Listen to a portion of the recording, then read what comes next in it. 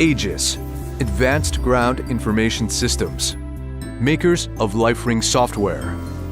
LifeRing puts a command operations center in the palm of your hand. In this presentation, we're going to take a look at how LifeRing software provides an integrated multi-domain air-ground-sea C4I system. After 9/11, we all learned that many lives were lost as a result of a breakdown in communications between the various different agencies that responded to this tragedy. Hundreds of first responder agencies working within a few blocks of each other, all using different radios, using different channels, frequencies, encryptions, and procedures, were unable to communicate with each other. We realized that cell phones had the capability to provide a common communication tool necessary to effectively enable all these responders to share voice and data communication with one another. Software could provide an interface and toolset for setting up groups and efficiently sharing information. IP communications could enable digital push-to-talk to preserve radio functionality.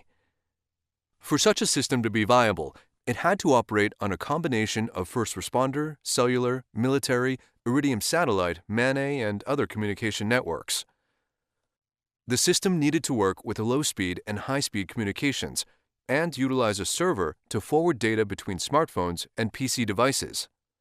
Using private funding, AGIS was founded in 2004 with a team of experienced C4I software developers. So, what is LifeRing? The short answer is, LifeRing software enables a low-bandwidth satellite communications network that provides real-time situational awareness between all smartphone, tablet, and PC users up and down the chain of command to create a scalable C4I common operational picture of the mapped area and the precise location of all participants. Some of the features of LifeRing are: it's low cost, simple to use. It securely operates with PCs, Androids, and iPhones. It uses cell, radio, SATCOM in any combination and is encrypted.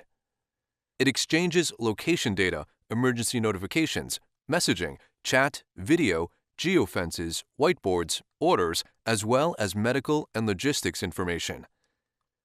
It enables push-to-talk between participants. It provides full-motion video between participants.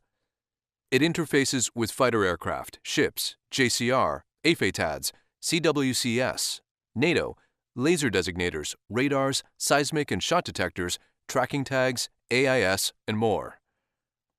It translates and forwards data received to other C4I systems so that they all share a common operational picture.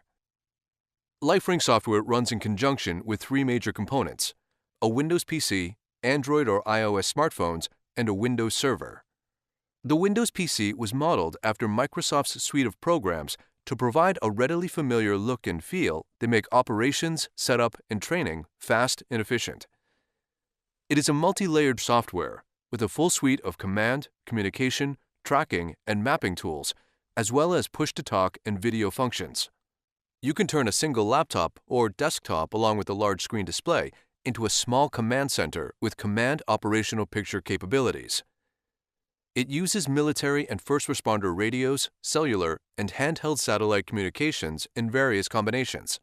And it provides the ability to establish groups that enable communications between PCs. Android and iOS smartphones and tablets are a perfect partner for PC-based command and control systems for many reasons. They are lightweight.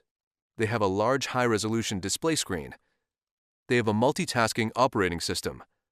They are rugged. They have a low replacement cost. They enable voice and data in several combinations via cellular, Wi-Fi, Bluetooth, etc. They have internal GPS and audio alerts. And most come with integrated cameras, a compass, an accelerometer, and gyroscope. LifeRing software enables encrypted communications and for these devices to act as handheld C4I communication systems with built-in PTT and video transmission and reception. The other advantage of smartphones is almost everyone has one and knows how to use it. The handset interface is based on Google Maps, and while military and other map options are available, all share this familiar and common UI. And the LifeRing server. LifeRing acts as a hub for multiple different systems. As an example, the data comes in from various C4I systems and LifeRing processes it and sends it back out to be read by previously disparate systems. For example, data comes in from ATAC and goes out to Link 16. Link 16 data comes in from military aircraft and is transmitted to ATAC. We can receive data from NATO systems and send it back out to U.S. command and control systems and vice versa. We can receive data from radars and other sensors and sends it out to those needing it. To accomplish these functions, the server resolves the data link protocol, format, data rate differences. So what does the data look like when we send it back out via the LifeRing interface? Here we are displaying data coming in from multiple sources into one command operational picture. We have air traffic data that is being reported out to ground troops. We have ground troop data being reported out to aircrafts, and we're even bringing in ship data and sending that out to both the ground troops and the aircrafts. LifeRing is capable of processing massive amounts of data. The server sets filters in place to transmit the appropriate amounts of information to the user. As an example, when it comes to aircraft data, while we're capable of displaying the amount of data and more as seen on the slide, it's not practical to the ground troops or soldiers at the front who are using handsets to view all the information. So data is filtered down based on the location of the unit to only transmit to them the data that's pertinent to their position. The LifeRing software enables the exchange of data between all smartphones, tablets, and PC users up and down the chain of command by establishing a secure, ad hoc network between all participants. The software resolves disparity between different radio types, encryptions, data rates, protocols, and message formats, and provides push-to-talk communications between radios, private cellular networks, and satellite comms either individually or in various combinations, all while providing aggregation of data that is viewable at each command level, which enables real-time situational awareness of the mapped area and the exact location of all participants. LifeRing interfaces with various systems to gather information. We can forward data from sensors such as radars, AIS, and tracking tags. We can communicate with most radios, including military, first responder, satellite, and cellular, as well as weapon systems like AFATADs. We are able to do this with other NATO and U.S. Armed Forces C4I systems as well. What truly sets LifeRing apart is the ability to create true interoperability between various disparate systems.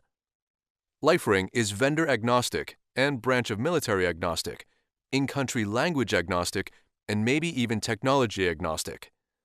Let's take a look at some of the ways the software resolves communications between different radio types, encryptions, data rates, protocols, and message formats.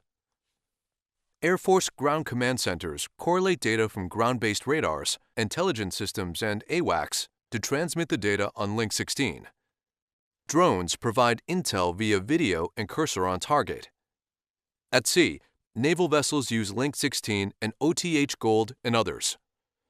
Meanwhile, soldiers in the field are using NetWarrior, which uses JVMF, and ATAC, which uses cursor on target. Ground command centers using GCCS, JCR, and AFATADs with JVMF. NATO C4I forces use NIFI, STAN AG 4677, and other protocols and formats to provide joint intelligence, surveillance, and reconnaissance data across multiple agencies. Depending on the use case, there are also FAA radars, covert tags, and nuclear sensors, as well as medical and logistics data.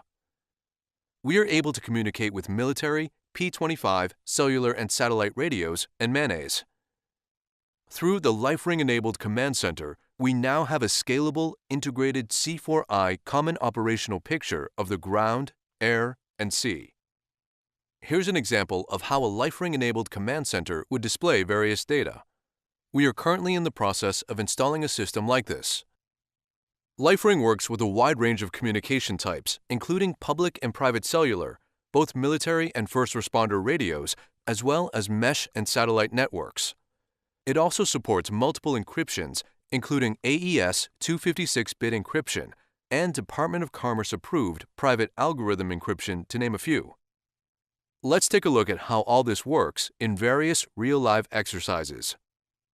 The first is a Network Integration Evaluation, or NIE exercise for the Army, where we had 2 platoon command posts that were 30 miles apart and unable to receive communications between them. we use point-to-point radios to relay the information from one platoon to a company command center and then back down to the other platoon. The command center then sent the data to the WIN-T and relayed it to a battalion command center. Later, we added an Iridium satellite link to enable communications with a user with an Iridium handset. The end result is that all users had a shared common operational picture. For the U.S. Navy, cellular communication base stations were temporarily installed on several ships and a helicopter to provide a common operational picture between them. The helicopter communicated data to Navy boarding boats via cellular data to direct them to board a vessel that was under investigation. When the ships moved out of range of each other for cellular communications, satellite communications were used to relay the data between the ships.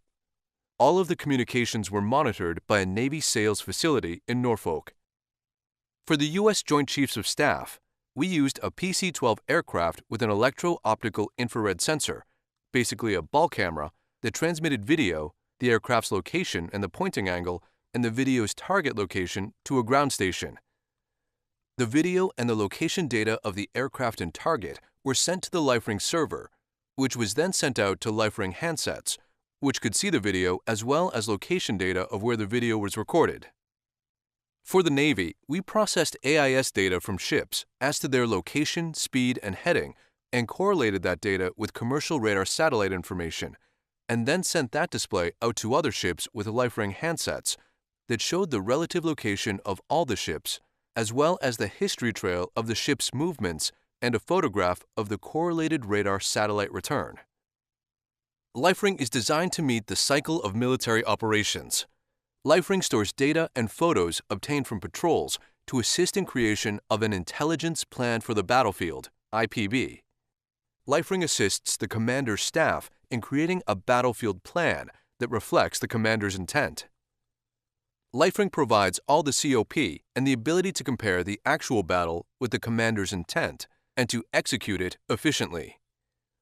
LifeRing enables review or playback of military operations, as was seen on the displays during the battle.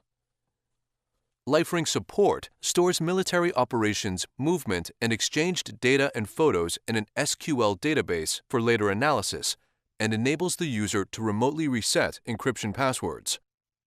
Here is a list of some of LifeRing's core features and capabilities, and many of these were covered in the brief.